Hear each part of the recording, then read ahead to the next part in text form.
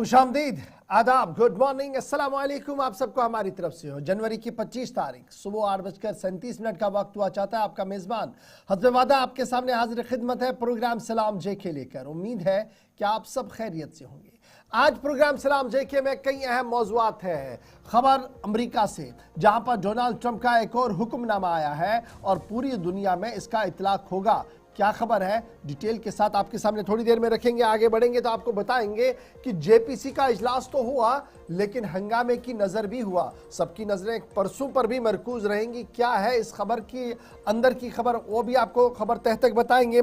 आगे बढ़ेंगे तो आपको बताएंगे कि आईएसआई की नज़रें बांग्लादेश पर है, लेकिन भारत सरकार ने आंखें बंद नहीं रखी है। सूरत हाल तफसील के साथ, और फिर जम्मू कश्मीर की मौजूदा सूरत हाल, समाजी, सियासी और इख्तिसादी सूरत हाल पर हमारी नज़र रहेगी। पल पल का आपको अपडेट करेंगे। 10 बजे तक आपका और हमारा साथ प्रोग्राम सलाम जेके में रहेगा। आखिरी 12 मिनट आपके साथ हम बिताएंगे, जहां पर हम फोन कॉल्स के जरिए से आपकी आवाज़ को हुकूमती इदारों तक पहुंचाने की कोशिश करेंगे। उम्मीद है कि आपका साथ बराबर हमारे साथ रहेगा। राब्ता साइट पर भी ज्वाइन कीजिएगा। फटाफट फेसबुक, यूट्यूब, ट्विटर, इंस्टाग्राम और हमारी ऑफिशियल वेबसाइट पर जरूर आइएगा, जहां पर खबर तह तक हर पल हम आपके साथ रखते हैं। और आपका फीडबैक वहां पर जो हमें मिल रहा है, उससे हमें मजीद राहत मिलती है प्रोग्रामों को सही तरीके से आगे बढ़ाने में। और जो कोताहियाँ, खामियाँ आपको नजर आती है, जब वो आप हमारे सामने रखते हैं तो हमें यह पता लगता है कि मोहब्बत और तनकीद किस तरीके से आपकी हम तक पहुंचती है। तो फिलहाल प्रोग्राम का पहला पड़ाव और हिस्ट्री की किताब को खंगाला है आसिफ रशीद ने। आज के दिन माजी में क्या कुछ हो चुका है, चंद अहम तरीन वाक़ात फटाफट से रखेंगे। आसिफ रशीद आपके साथ।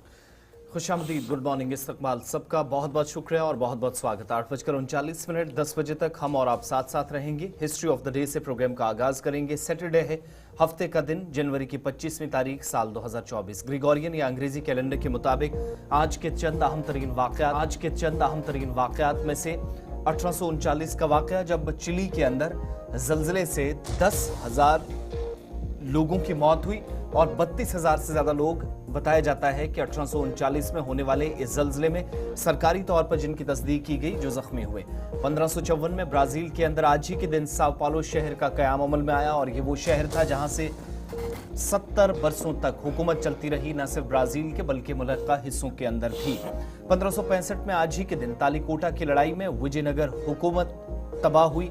खात्मा इस हुकूमत का मुकम्मल तौर पर हुआ। 1955 दिन आज का, रूस ने जर्मनी के साथ जंग खत्म करने का फैसला। आज ही के दिन की आज दूसरी जंग अजीम खत्म हो चुकी थी। मुख्तलिफ हिस्सों के अंदर दुनिया भर में तकसीम का सिलसिला या आज़ादी का सिलसिला भी चल रहा था, तो ऐसे में रूस ने जर्मनी के साथ ताल्लुकात बेहतर करने का फैसला किया।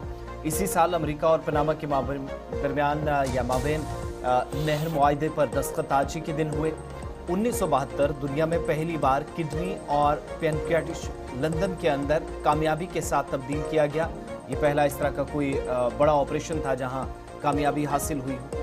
1981 में ईरान के जरिए यरगमाल बनाए गए 52 अमरीकी शहरियों को 444 दिनों के बाद अपने मुल्क वापस भेजा गया, या पहुंचने का ये जो सिलसिला है वो देखा गया, क्योंकि ईरान के साथ ताल्लुकात अगरचे बेहतर नहीं थे, लेकिन अमेरिका की मुसलसल कोशिशें, डिप्लोमेटिक स्तर पर बातचीत, नतीजा ये कि रेवोल्यूशन, जो इस्लामिक रेवोल्यूशन के नाम से जाना जाता है, उसके बाद से ये सबसे बड़ी तादाद थी ऐसे शहरियों की जो अमरीकी थे लेकिन ईरान से बरसों बाद वापस अपने मुल्क पहुंचे थे। साल 1954 आसनसोल, मगरबी बंगाल के अंदर वाक़े एक कान में आग लगी, 55 अफराद की हलाकत हुई और इस अफसोसनाक वाक़े को आज 30 बरस मुकम्मल हो गए हैं। 1918 में रूस और सोवियत जमहूरिया के तौर पर ऐलान किया गया था। दिन आज का था, 25 जनवरी ही थी, जब आज से 25 बरस कबल कोलंबिया में 6.0 शिद्दत वाले जल्जले से तकरीबन 1000 लोगों की जान चली गई। 1579 में डच जमहूरिया का क़याम अमल में आया, जिसको आप नेदरलैंड भी कह देते हैं, हॉलैंड भी कुछ लोग कहते थे। और 2005 में महाराष्ट्र में आज ही के दिन मुंगीर देवी मंदिर के अंदर भगदड़ मची, कम से कम 258 अफराद की इस अफसोसनाक वाक़े में जान चली गई और इस बदतरीन वाक़े को भी आज महाराष्ट्र के अंदर याद किया जाता है। तो हिस्ट्री ऑफ द डे में ये चंद बड़ी बातें थी, मालूमात जो आपके सामने हमने फॉर्मेट के मुताबिक रखी है। इसके अलावा दीगर कुछ मौज़ूआत भी हैं, खबरें हैं, तज्ज़िया और तबसरा है। अपने मेहमानों के पास चलेंगे, प्रोग्राम में तमाम चीज़ें एक एक करके शामिल होंगी, लेकिन शुरुआत बैनुल-अक़वामी सतह की चंद खबरों के साथ। बैक टू बैक कुछ बड़े फैसले वाशिंगटन DC से हो रहे हैं और ये फैसले अमरीकी सदर डोनाल्ड ट्रंप के 20 जनवरी के बाद इक्तदार में या ओहदा संभालने के बाद हो रहे हैं, जहां खुद भी उनको झटके लगे। लेकिन आलमी सतह पर अमेरिका की पॉलिसी उन ममालिक के लिए क्या जो जंगजदा इलाके हैं, एक बड़ा फैसला इस तनाजुर में सदर ट्रंप की एडमिनिस्ट्रेशन ने किया है। चलिए जनाब, खबर का आगाज इसी खबर से करते हैं कि जहां पर दुनिया भर की नजरें व्हाइट हाउस पर लगी हुई है, क्योंकि व्हाइट हाउस से हर दिन एक नया फरमान आ रहा है। नए सदर की तरफ से कुछ अहम तरीन इकदाम उठाए जा रहे हैं और कुछ इकदाम पर जहां मुल्क के अंदर यानी अमेरिका के अंदर भी उन्हें काफी तनकीद का सामना करना पड़ रहा है। ताहम नया हुक्मनामा रात देर गए जारी कर दिया है और अमेरिका ने यूक्रेन समेत दुनिया के तमाम मुल्कों के लिए इमदाद को आर्जी तौर पर रोक देने का हुक्म जारी कर दिया है। इजराइल और मिस्र के लिए भी फौजी फंडिंग को फिलहाल रोक दिया गया है, मुस्तस्ना कर दिया गया है और ये इमदादी प्रोग्राम इब्तदाई तौर पर 90 रोज के लिए मुअत्तल करने के अहकामात सादिर कर दिए हैं। अमरीकी मीडिया के मुताबिक अमेरिका ने तकरीबन तमाम गैर मुल्की इमदादी प्रोग्रामों को आर्जी तौर पर रोकने का फैसला ले लिया है और खबरसा इदारों के मुताबिक ये फैसला 90 दिन तक जारी रहेगा। ताहम इजराइल और उर्दून के लिए जो इजराइल के लिए जो इमदादी सामान जाता है उसको फिलहाल इजराइल और मिस्र के लिए फौजी फंडिंग को फिलहाल जारी रखा जाएगा, इस तरीके की बात रखी गई है। बाकी तमाम तर इमदादी मिशनरी प्रोग्राम जो थे फिलहाल अमेरिका की तरफ से मुअत्तल कर दिए गए हैं और अमेरिका ने तमाम कौंसल खानों को, अपने तमाम सफीरों को इस ज़िम्मन में रात देर गए लिए गए अमेरिकी सदर के फैसले से आगाह कर दिया है और इसका इतलाक आज से ही पूरी दुनिया के अंदर किया जाएगा और इस तरीके से नए सदर के आने के बाद अमेरिकी माशियत मजीद मुस्तहकम बेहतर बनाने के इकदाम किए जा रहे हैं और यह बताया जा रहा है कि यह फैसला तब लिया गया जब अमेरिकी माशियतकारों की तरफ से बाज़ाब्ता तौर पर एक पेपर तैयार करके डोनाल्ड ट्रंप को सौंप दिया गया था इंतखाबात के दौरान और उसी वक्त यह फैसला लिया गया था कि जो दुनिया भर के अंदर इमदादी प्रोग्राम और दीगर चीज़ें चल रही हैं उसको किस तरीके से रोक दिया जा सकता है, कहाँ पर रोका जा सकता है, कहाँ पर देने की ज़रूरत है। फिलहाल खबर यह है कि अमेरिका ने यूक्रेन समेत दुनिया के तकरीबन तमाम मुल्कों के लिए इमदाद आर्जी तौर पर रोक दी है। इजराइल और मिस्र के लिए फौजी फंडिंग को इससे बाहर कर दिया गया है, उन्हें इन दो लोगों को फिलहाल मिलेगी, इन दो मुल्कों को मिलेगी। ये इमदादी प्रोग्राम इब्तिदाई तौर पर 90 दिन के लिए मुअत्तल कर दिया गया है, जिसके बाद दूसरा हुक्मनामा भी जारी कर दिया गया। यानी कल एक हुक्मनामा था जो पैदाइशी हक को लेकर था, जिस पर मकामी अदालत ने फैसला उठाया और पाबंदियां लगा दी, कहा कि फिलहाल 14 दिन के लिए ये इतलाक नहीं चलेगा। और कल रात देर गए व्हाइट हाउस से एक और हुक्मनामा जारी हुआ जिसमें यह कहा गया कि यूक्रेन समेत दुनिया भर के अंदर तमाम इमदादी कार्रवाइयां फिलहाल बंद कर दी गई हैं और यह माना जा रहा है कि जो फाइनेंशियल फिजिबिलिटी अमेरिका की है, जो दुनिया भर के अंदर जिस तरीके के असासे और जो तिजारत चल रही है उन तमाम चीज़ों का तखमीना लगाया जा रहा है, किस तरीके से अपर हैंड अमेरिका क्या हर जगह पर रहे, उसके लिए एक नई हिकमत अमली तरतीब दी जा रही है। और यही वजह है कि फिलहाल फंडिंग के मामले को और इमदादी कामों को रोकने का फैसला अमेरिका की तरफ से कर दिया गया है।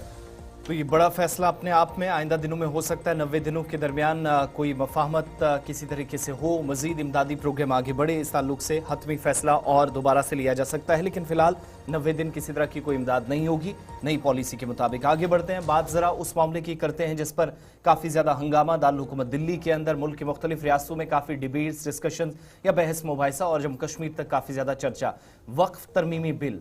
लेकिन बिल या इसके ताल्लुक से रिपोर्ट पेश करने का वक्त जैसे ही आ गया है, कल जम्मू कश्मीर का वफद भी दिल्ली में मुलाक़ी हुआ, तो इस दरमियान हंगामा इस बात पर कि मुशावरत से कबल या मुशावरत के दरमियान जो 10 अराकीन जो हिज़्ब इख्तिलाफ के थे उनको मुअत्तल करने के मामले पर नई सियासी बहस का आगाज हो गया है। भारतीय जनता पार्टी के सीनियर लीडर हैं, रुकने पार्लियामेंट हैं निशिकांत दुबे, झारखंड से आते हैं, जिनने अपोजिशन के अराकीन को मुअत्तल करने की तहरीक पेश की थी, जिसको कमेटी की तरफ से कबूल किया गया और मंजूर करने के बाद चेयरमैन जगदम्बिका पाल ने इन 10 पार्लियामेंटेरियंस को जो हिज़्ब इख्तिलाफ से थे, जो इस 31 रुकनी कमेटी में थे, बाद में इसका नंबर बढ़ाया गया था कि ये तमाम लोग मुशावरत करेंगे कि क्या वक्फ तरमीमी बिल वाकई में हुकूमत ला सकती है या नहीं। इस ताल्लुक से मुशावरत गुज़श्ता 4 से 5 माह से चल रही थी, लेकिन चेयरमैन पर संगीन इल्ज़ामात लगे हैं कि वक्फ तरमीमी बिल के हवाले से जो पार्लियामेंट की ये जो कमेटी थी, चेयरमैन इसके जगदम्बिका पाल बनाए गए, लेकिन इन पर इल्ज़ाम ये लगा है कि ये स्टीम रूलिंग के तहत पूरे सिस्टम को या पूरे निजाम को चलाने के तहत और जल्दबाजी में रिपोर्ट पेश करने की कोशिश कर रहे हैं, जिस तरीके से कल भी कुछ लोगों ने इस पर तहफ्फुजात का इजहार किया। आप सब जानते हैं 10 नाम जो देर रात ही बता दिए गए थे, जिसमें नदीम उल हक तृणमूल कांग्रेस के हैं, बनर्जी हैं, मोहम्मद जावेद हैं, इमरान मसूद हैं, सैयद नसीर हुसैन कांग्रेस से, ए राजा और मोहम्मद अब्दुल्ला डीएमके से हैं, असदुद्दीन ओवैसी ऑल इंडिया मजलिस इत्तेहादुल मुस्लिमीन से हैं, मुहिबुल्ला समाजवादी पार्टी से हैं, अरविंद सावंत शिवसेना उद्धव ठाकरे ग्रुप से हैं। ये तमाम 10 के 10 अरकान जो मुखालफत में भी खड़े थे और अपना ओपिनियन भी मुसलसल दे रहे थे, लेकिन कमेटी के सामने इन सब की अब नहीं चली। इन सब के बीच में जब जम्मू कश्मीर का डेलीगेशन मुलाकात कर रहा था मीरवाइज मौलवी उमर फारूक की क़यादत में दारुल हुकूमत में, आप ये भी कह सकते हैं कि आखिरी दौर की बातचीत थी। इसके बाद कमेटी ने अपनी रिपोर्ट भी पेश करनी है, लेकिन इल्ज़ामात ये लगे कि हुकूमत इस मामले पर बहुत जल्द कर रही है, खासतौर से ये कमेटी जो पार्लियामेंट्री स्टैंडिंग कमेटी बनाई गई थी। और दूसरी बात ये कि बिल पेश करना है किसी भी तरीके से बाय हुक और क्रुक। जगदम्बिका पाल भी ऐसे मामलात में फंसे हैं जिन पर इल्ज़ामात इन तमाम मुअत्तल होने वाले अरकान की तरफ से लगाए गए हैं। आप सबको याद दिलाते चलें कि 30-31 जनवरी बड़ा इंपॉर्टेंट दिन है, जब बजट सेशन का आगाज होगा। तो ऐन मुमकिन है कि फरवरी के पहले हफ्ते में ही या उससे पहले ये रिपोर्ट स्पीकर को सौंप दी जाए और उसके बाद इस पर गौर खौज के लिए अरकान के सामने अपर हाउस और लोअर हाउस के अंदर भी लाया जाए। लेकिन जो कल की कार्रवाई है उसने एक नई सियासी बहस को जन्म दे दिया है और इम्तियाजी सलूक के भी इल्जामात चेयरमैन पर लगे हैं। जहां एक तरफ से इम्तियाजी सलूक पर सवाल उठा है और ये कहा गया कि जगदम्बिका पाल साहब जो जेपीसी वक्फ बोर्ड तरमीम के हेड है वो गैर जानिबदार नहीं है, वो सही तरीके से काम नहीं कर रहे हैं। वहीं दूसरी तरफ से जम्मू कश्मीर के वफ़द मुत्तहिदा मजलिस उलमा ने कल मीटिंग की है और कल मीटिंग के बाद मीरवाइज मौलवी उमर फारूक, मीर रहमतुल्लाह कासमी और दीगर मेंबरान की तरफ से इत्मीनान का इजहार किया गया और उन्होंने कहा कि देखिए वो जो दिल्ली आए हैं उनका मकसद सिर्फ ये था कि ये जो बिल पेश किया गया है ऐवान के सामने और इसको अब जॉइंट पार्लियामेंट्री कमेटी को सौंपा गया, हमें जो खदशात है कि किस तरीके से इमलाक को नुकसान होगा, किस तरीके से मुसलमानों के असासों को तहलील कर दिया जाएगा, वो तमाम खदशात का इजहार करते हुए हमने अपनी बात रखी और उन्हें उम्मीद है कि अब यह मामला आगे बढ़ेगा। याद रखिएगा मीरवाइज मौलवी मोहम्मद उमर फारूक अलहदगी पसंद तंजीम हुर्रियत कॉन्फ्रेंस के चेयरमैन भी रह चुके हैं,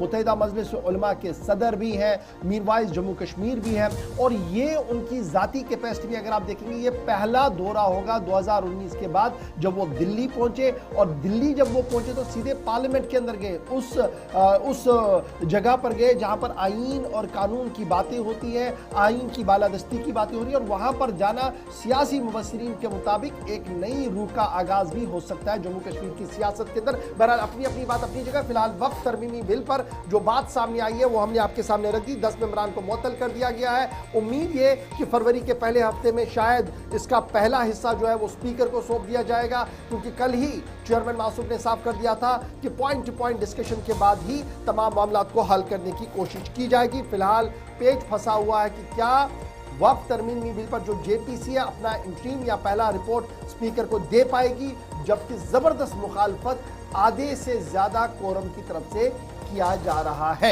ये थी बात जनाब वक्फ तरमीमी बिल की। जरा फटाफट से पड़ोसी मुल्क बांग्लादेश की भी बात करते हैं, क्योंकि बांग्लादेश पर भारत की भी काफी ज्यादा नजरें हैं। इन दिनों इसलिए सरगर्मियां बढ़ रही है, बांग्लादेश बॉर्डर पर तनाव हमने देखा, भारत बांग्लादेश बॉर्डर पर भी तनाव देखा था। इस बीच खबर यह है कि आईएसआई के जिम्मेदार और चीफ इन दिनों बांग्लादेश के अंदर मौजूद हैं और लगातार उनकी मुदाखलत बांग्लादेश के अंदर और जिस तरीके की मसरूफियात हो रही है उस पर भारत सरकार ने तशवीश का इजहार भी किया है और भारतीय हुकूमत की तरफ से यह साफ कर दिया गया है कि हम मुकम्मल तौर पर इस पर नजर रखे हुए हैं। पाकिस्तानी आईएसआई डेलीगेशन बांग्लादेश के अंदर मौजूद है और भारत सरकार की तरफ से वजारत खारजा की तरफ से इस बात की वजाहत कर दी गई कि तमाम एक्टिविटीज को मॉनिटर किया जा रहा है।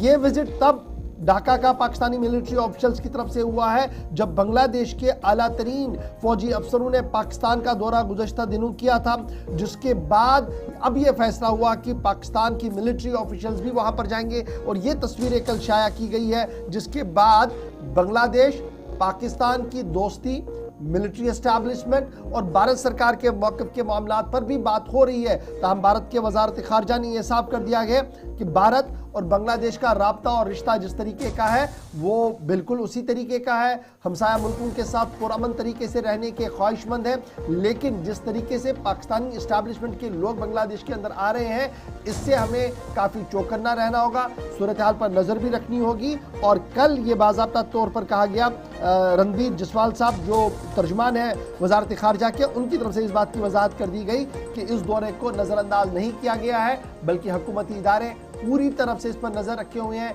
आउटकम क्या कुछ होगा उस पर हम पूरी नज़र रख रहे हैं।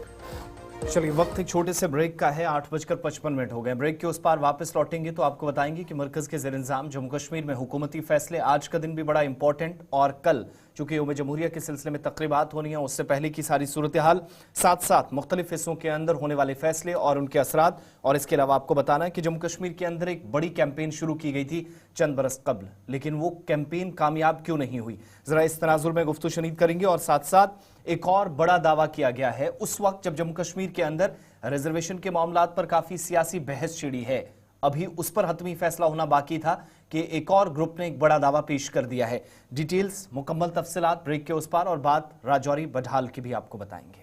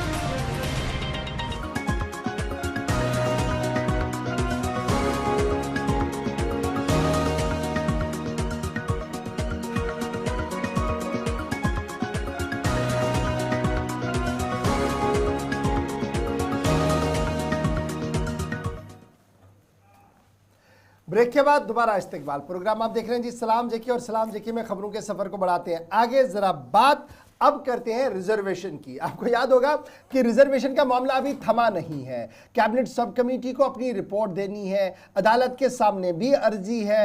इस बीच नौजवान, चाहे जम्मू के अंदर है, कश्मीर के अंदर है, सियासी जमातें हैं, खामोश नहीं है। अंदर अंदर खाने बड़ी तैयारियां चल रही है कि अगर हुकूमती इदारे फैसला नहीं करते तो क्या कुछ करना होगा, किस तरीके से नौजवान सफारा होंगे। लेकिन इस बीच खबर यह है कि पीओजे के लोग भी मैदान में आए हैं और अपनी आवाज को बुलंद करते हुए हुकूमती इदारों से मुतालबा कर दिया है कि उसी तर्ज की रिजर्वेशन चाहिए जिस तरीके से आपने पहाड़ियों को एसटी का स्टेटस दे दिया है। पीओजेके रिफ्यूजीज की तरफ से मुतालबा दोहराया गया कि एसटी स्टेटस चाहिए जनाब, उसी तर्ज पर जिस तरीके से पहाड़ियों को दिया गया है, क्योंकि उनका मानना और मुतालबा ये है कि पीओजेके रिफ्यूजीज जो हैं वो पहाड़ी स्पीकिंग है। और अर्थ स्टेट 47 की जब आप बात करेंगे तो इनके जद्दोजहद भी पहाड़ी थे और पहाड़ी स्पीकिंग ही थे। इसलिए इस पीओजेके के इस कुंबे को जो इस वक्त जम्मू के अंदर मौजूद है, इन सब को एक खुसूसी दर्जा एसटी का भी दिया जाए और मुराद वो सारी दी जाए जो पहाड़ी तबके को दी जा रही है। अब सिर्फ मुतालबे तक ही मामला नहीं रहा है, बल्कि वजारत दाखिला, वजीर आज़म दफ्तर और साथ साथ लेफ्टिनेंट गवर्नर के दफ्तर के साथ भी राब्ते किए जा रहे हैं। और यहाँ पर अब खबर ये है कि आने वाले चंद दिनों में ये जो पीओजेके रिफ्यूजीज हैं वजीर आला उमर अब्दुल्ला से भी मुलाकात करने जा रहे हैं और उन्हें ये यादाश्त सौंपेंगे कि वो ये जो पीओजेके वाले लोग हैं हजारों की तादाद में जिनकी तादाद है, ये दरअसल पहाड़ी स्पीकिंग है और इन्हें उस जुमरे में लाया जाए, इन्हें भी वो एसटी के मुराद दिए जाएं जो आप पहाड़ी स्पीकिंग लोगों को दे रहे हैं। पॉलिटिकल टर्मोइल जो 1947 में हुआ था, उसके बाद जो कुछ सूरत हाल बनी थी, उसके बाद ये बचे कुचे लोग हमारे पास पीओजेके के यहाँ पर रुके हुए हैं, जिनको लेकर अब ये मांग आ रही है कि जनाब हमें भी उसी तरीके का स्टेटस दिया जाए जिस तरीके का पहाड़ियों को दिया गया है। और ये नई सियासत आप जम्मू के अंदर आने वाले दिनों में अब आप देखेंगे, क्योंकि पीओजेके भी सबबंदी कर रही है, सियासी सबबंदी कर रही है और माना जा रहा है कि ये सबबंदी दिल्ली से लेकर जम्मू कश्मीर तक होगी और सियासी जमातों के दफ्तरों के बाहर धरने और एहतजाजों का सिलसिला भी बनाया जाएगा अगर इस पर कोई मस्बत जवाब नहीं आता है। ये बयानात उस वक्त आ रहे हैं जब तलबा तंजीमों की तरफ से कहा गया कि हम आइंदा की हिकमत अमली तरतीब दे रहे हैं। अगर रिजर्वेशन मामले पर वो जो ओपन मेरिट वाला मसला है वो हल ना हुआ, हुकूमत को हर हाल में करना है, ना हुआ तो हम सड़कों पर आएंगे। एक वो, दूसरी बात चूंकि मामला अदालत के सामने भी है, 6 हफ्तों में वहाँ से भी हुकूमत से जवाब मांगा गया था, कैबिनेट सब कमेटी अपनी जगह काम कर रही है और ये सारी चीज़ें, वो जो एसटी वाला दर्जा देना ना देने वाली बात थी उसके बाद से ही ये शुरू हुई। नई हुकूमत ने आकर वादा किया था, चुनाव से पहले ही वो पूरा करने की कोशिशों में लगी है, दबाव काफ़ी ज़्यादा है। ऐसे में पीओजेके रेफ्यूजीज़ की तरफ से वज़ीर दाखिला और साथ साथ वज़ीर कानून, वज़ीर आज़म और लेफ्टिनेंट गवर्नर से मुतालबा करना, और आइंदा दिनों में आप देखेंगे हो सकता है कि वफूद की शक्ल में दारुल हुकूमत दिल्ली से भी आवाज़ इस पर उठे। कई लोगों की तरफ से पहले से इसकी हिमायत भी की जाती रही, लेकिन अब जब खुलकर ये मुतालबात रखे जाने लगे हैं तो शायद इस पर मज़ीद सियासी तौर आप हंगामा भी देखेंगे। ये तो एक बात थी जिस ताल्लुक से बात होती रहेगी, क्योंकि रिजर्वेशन के मामला अभी थमे नहीं हैं, मज़ीद इस पर बात होगी। लेकिन बात अब ज़रा तालीमी निज़ाम की भी करते हैं। मरकज़ के ज़ेर इंतज़ाम जम्मू कश्मीर में मुसलसल हमने रिपोर्ट्स और आदाद शुमार के ज़रिए ये दिखाने और बताने की कोशिश की है कि असल में सूरत हाल इस वक्त क्या है, तवज्जो जिन मसाइल की तरफ फौरी तौर पर दी जानी चाहिए वो क्या है। एक रिपोर्ट कल आपके सामने हमने रखी थी, लेकिन दूसरी रिपोर्ट आज जिसके आप मुख्तलिफ लेवल स्कूलों के अंदर देखते हैं कि इस वक्त सूरत हाल क्या है और जम्मू कश्मीर कहाँ नॉर्थ इंडिया के अंदर स्टैंड कर रहा है, खास तौर से ड्रॉप आउट रेशो के अंदर। स्कूल छोड़ने वाले बच्चों की तादाद मुसलसल बढ़ रही है। खबर न सिर्फ जम्मू कश्मीर के लिए बल्कि लद्दाख के लिए बिल्कुल भी अच्छी नहीं है। यही सूरत हाल तकरीबन वहाँ पर भी है। और नॉर्थ इंडिया के अंदर जम्मू कश्मीर तीसरे नंबर पर है जहाँ सबसे ज़्यादा बच्चों ने स्कूल छोड़ा है। लद्दाख के अंदर तकरीबन 20% के आसपास बच्चों का ड्रॉप आउट रेट चला गया है, 13% secondary school level. Jammu Kashmir के अंदर इस वक्त इस बात की अक्कासी करता है कि सब कुछ ठीक ठाक नहीं है। खित्ते के अंदर मुसलसल कोशिशें, एनरोलमेंट ड्राइव, बच्चों को वापस स्कूल की तरफ लाना या हुकूमती सतह पर इकदामात अभी तक मस्बत नताइज लेकर सामने नहीं आए। वो इसलिए क्योंकि ऑफिशियल फिगर्स इस बात की तरफ इशारा कर रहे हैं कि यूनियन टेरिटरी के अंदर 1.6% और 4.3% जम्मू कश्मीर और लद्दाख में बिलतरतीब इस वक्त प्राइमरी लेवल पर बच्चों के स्कूल छोड़ने का सिलसिला देखा गया है। अपर प्राइमरी लेवल पर यानी तकरीबन जो आप 8वीं तक देखते हैं वहाँ 3.2%, लद्दाख यूनियन टेरिटरी के अंदर तकरीबन 6% के आसपास ये तादाद जाती है या नंबर्स जाते हैं, जो इस वक्त तशवीशनाक है। 12% के आसपास सेकेंडरी लेवल पर इस वक्त बच्चे जिन्होंने स्कूल छोड़ना मुनासिब समझा। ऐसी सूरत हाल में जब ये बहस एक किस्म की छिड़ी है कि प्राइवेट या गवर्नमेंट इंस्टीट्यूशन किस इदारे के अंदर अपने बच्चों को आज दाखिल कराया जाए और तालीमी निज़ाम मजीद बेहतर हो। शिल्पा शर्मा भी हमारे साथ हैं। शिल्पा, जरा फिगर्स को और एलेबोरेट कीजिएगा। इस वक्त 3 डिफरेंट लेवल्स, एक प्राइमरी, फिर अपर प्राइमरी लेवल और सेकेंडरी लेवल पर जम्मू कश्मीर के जो हालात हैं और ये जो ऑफिशियल फिगर्स हैं वो असल में क्या है और किस तरफ ये इशारा कर रहे हैं कि सब कुछ सरकारी स्कूलों के अंदर या सिस्टम के अंदर अभी भी ठीक नहीं है, जितने भी कदम उठाए गए, जितने प्रयास अभी तक किए जाते रहे, शायद पॉजिटिव रिजल्ट्स अभी तक हासिल करने में कामयाब नहीं हो सके।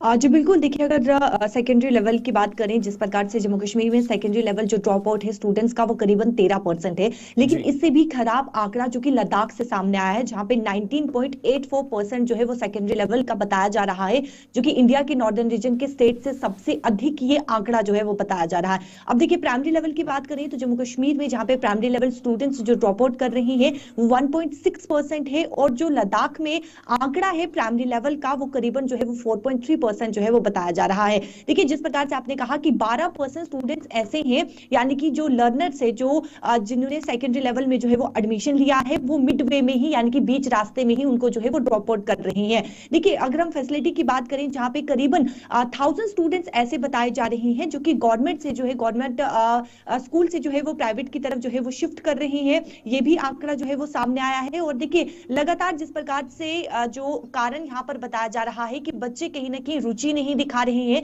या फिर टीचर जो है वो उन्हें प्रॉपर तरीके से समझा नहीं पा रहा है, जिसके चलते स्टूडेंट्स जो है वो मिड वे में ही ड्रॉप आउट जो है वो कर रहे हैं। और साथ ही साथ देखिए 46,000 स्टूडेंट्स ऐसे हैं जिन्हें जो है यानी कि बाहर से लाया गया है, स्कूल्स में जो है वो एनरोल किया गया है, ये फिगर जो है वो सामने आई है।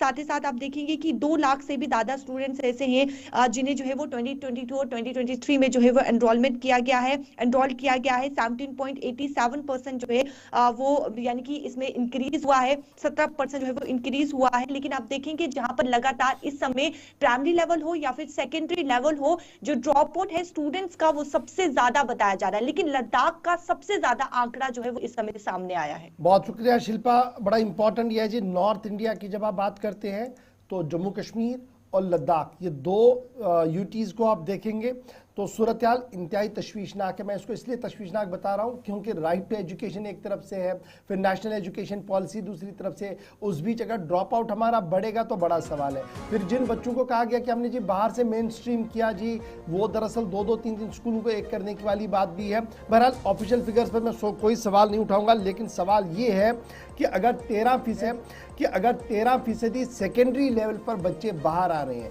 अब तो प्राइमरी लेवल वाली बात तो अलग है कि जहां पर प्राइमरी अपर प्राइमरी में 5-8% ऊपर नीचे हो जाता है, लेकिन सेकेंडरी लेवल आते आते 13% अगर है, ये माना जा रहा है कि नॉर्थ इंडिया वाले में पोर्शन में ये वर्सन पोजीशन है। फिर इसी तरीके से लद्दाख की जब आप बात करेंगे वहाँ पर और ज़्यादा सिचुएशन ख़राब है, जहाँ पर न सिर्फ प्राइमरी न सिर्फ सेकेंडरी लेवल पर ड्रॉप आउट्स बढ़ा है, बल्कि 19.84%, 19.84% अगर लद्दाख के अंदर होगा तो सूरत हाल यही होगी कि दरअसल सिस्टम ऑफ एजुकेशन और प्लानिंग ऑफ एजुकेशन ये बड़ी इंपॉर्टेंस है।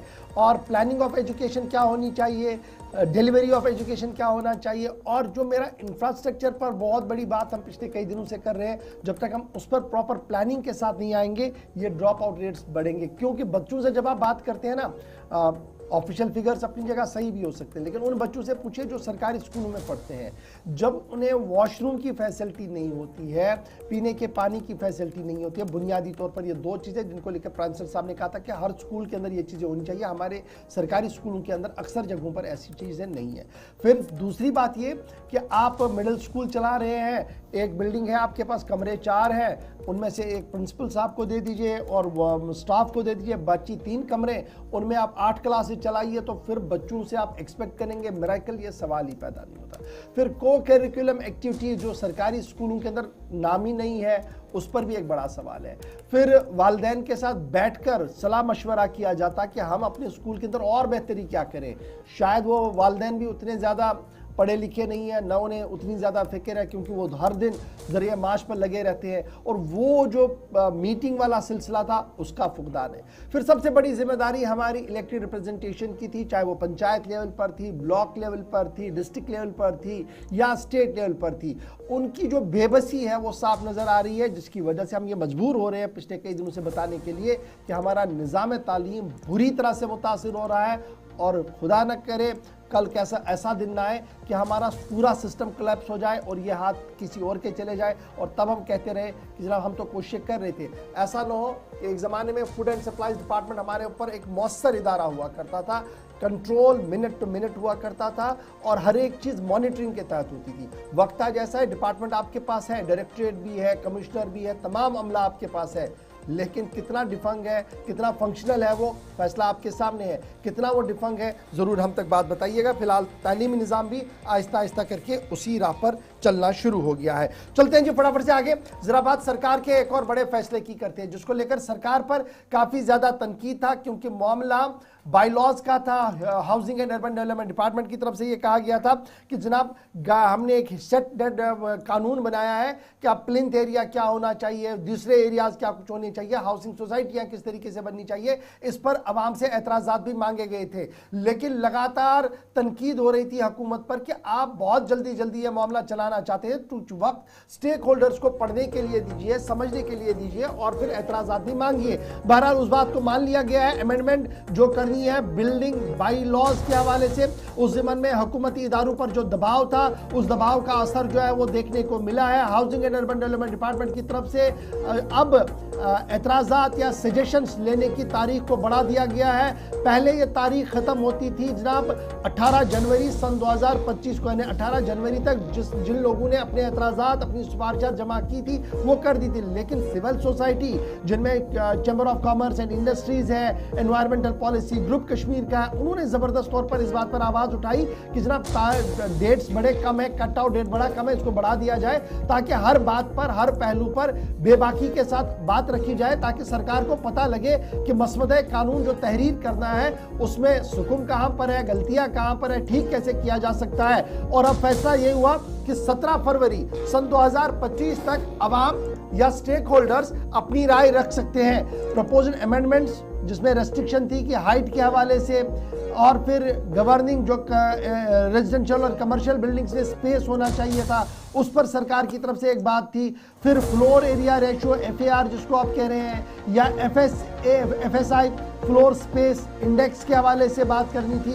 इन तमाम क्राइटेरियाओं को, चाहे वो बैंक्वेट हॉल आपने बनाना है, कॉम्प्लेक्स बनाना है, कमर्शियल हॉल्स बनाने हैं या मल्टीप्लेक्सेस बनाने हैं और दीगर कम्युनिटी हॉल्स बनाने, अब वो कैसे बनेंगे, उसमें कितनी ज़मीन चाहिए, क्या कुछ आसपास होना चाहिए, वो तमाम चीज़ें वो क्राइटेरिया सेट गवर्नमेंट कर रही थी, लेकिन जल्दी में वो चलाना चाहते थे। लेकिन अब उस दबाव और उस आवाज़ को हुकूमत ने सुन लिया है और नेक्स्ट तारीख जो है, नेक्स्ट डेट जो कर दी गई है वो 17 फरवरी तक आप बिल्डिंग जो बाईलॉज है, जो कानून है, उसमें अगर आपने कोई बात रखनी है तो आप ज़रूर अब 17 फरवरी तक housing and urban development department के पास जमा करवा सकते हैं, ऑनलाइन भी और ऑफलाइन भी।